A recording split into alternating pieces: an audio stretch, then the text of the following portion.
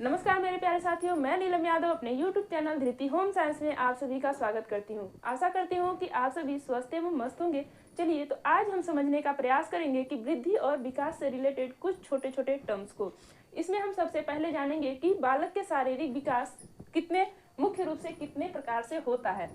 तो जो बालक का शारीरिक विकास है वो मुख्य रूप से दो प्रकार से होता है। एक होता है सिफेलोकाउडल और दूसरी को कहते हैं हम प्रॉक्सिमोडिस्टल। अब बात आती है कि सिफेलोकाउडल क्या होता है। सिफेलोकाउडल यानी कि मस्तकाधोमुखी विकास। मस्तकाधोमुखी विकास से तात्पर्य है कि बालक का जब सबसे पहले सिर, बाद में हाथ पैरों का विकास, यानी कि सिर से पैर की ओर के विकास को हम मस्तकाधोमुखी अथवा सिफेलोकाउडल के नाम से जानते हैं। इसके अंतर्गत सबसे पहले बालक का मानसिक विकास होता है और बाद में शरीर के अन्य भाग का विकास होता है।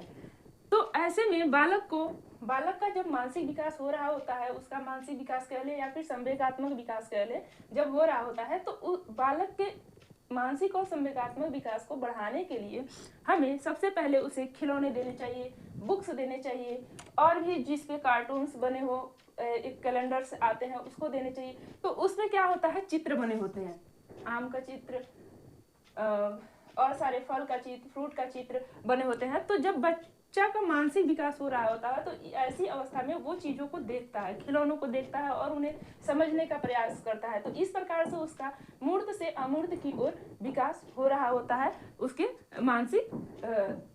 जो उसका मानसिक विकास है। ठीक है, अब दूसरा आता है हमारा प्रॉक्सिमोडिस्टल। क्या है? प्रॉक्सिमोडिस्टल को हम केंद्र से पराधि की ओर का विकास कहते हैं, यानी कि निकट से दूर की ओर का विकास कहते हैं।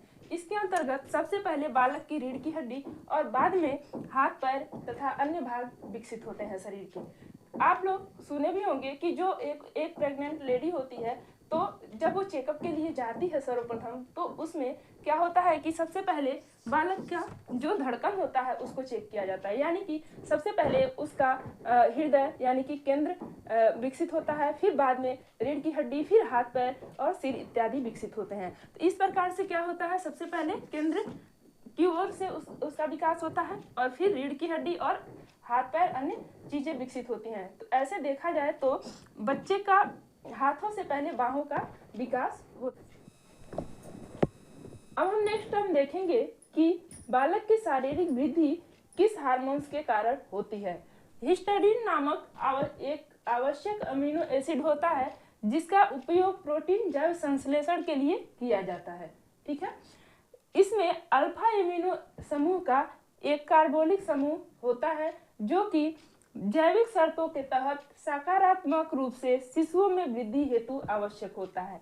हिस्टडीन नामक एमिनो एसिड के कारण ही बालक शिशु अवस्था से बाल्यावस्था, बाल्यावस्था से प्रौढ़ावस्था तक वृद्धि करता है। और जो हिस्टडीन अमीनो एसिड है वो कुछ हद तक वंशानुक्रम पर भी निर्भर करता है।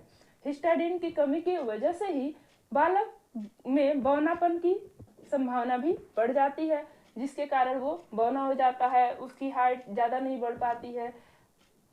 तो इस प्रकार से जो हिस्टाडीन है वो बालक के वृद्धि के लिए अत्यंत आवश्यक एमिनो एसिड के रूप में कार्य करता है। नेक्स्ट टाइम हम देखेंगे कि मांसपेशियों पर नियंत्रण किस प्रकार से होता है बालक का। ठीक है, तीव्र वृद्धि दर तथा मांसपेशियों पर नियंत्रण शैशवावस्था की जो होती है वो मुख्य रूप से विशेषता होती है।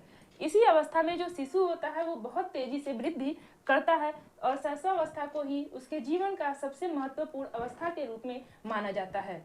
जो शैशवावस्था है उसी समय जो बालक है उसका जो शारीरिक वृद्धि है वो बहुत तेज गति से होती है। आप लोग देखे भी होंगे कि जब बच्चा जन्म लेता है तो हर महीने उसके जो कपड़े होते हैं वो छोटे होते जाते हैं।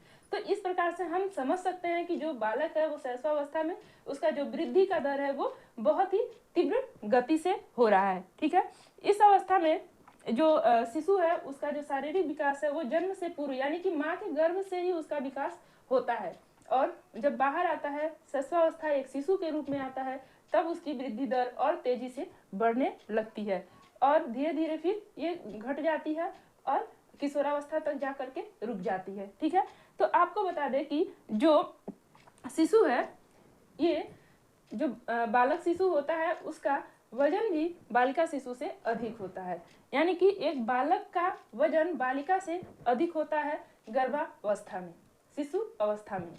ठीक है, तो बालक का जो भार होता है वो लगभग 15 पाउंड तक होता है और उसकी अपेक्षा जो बालिका का भार होता है वो 7.15 पाउंड होता है।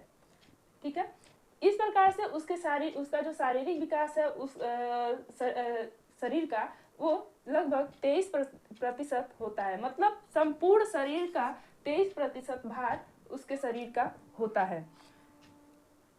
इसी तरह से धीरे धीरे इसकी स्नायु जो तंत्रिका तंत्र होते हैं वो भी बढ़ने लगते हैं, मजबूत होने लगते हैं, जो स्नायुविक सोचने समझने की और चीज़ों को स्थिर रखने की। तो लगभग 2 वर्ष की अवस्था में जो शिशु होता है वो अपने मल मूत्र पर नियंत्रण पाने लगता है और इसकी ट्रेनिंग 8वें महीने से देनी स्टार्ट कर देनी चाहिए।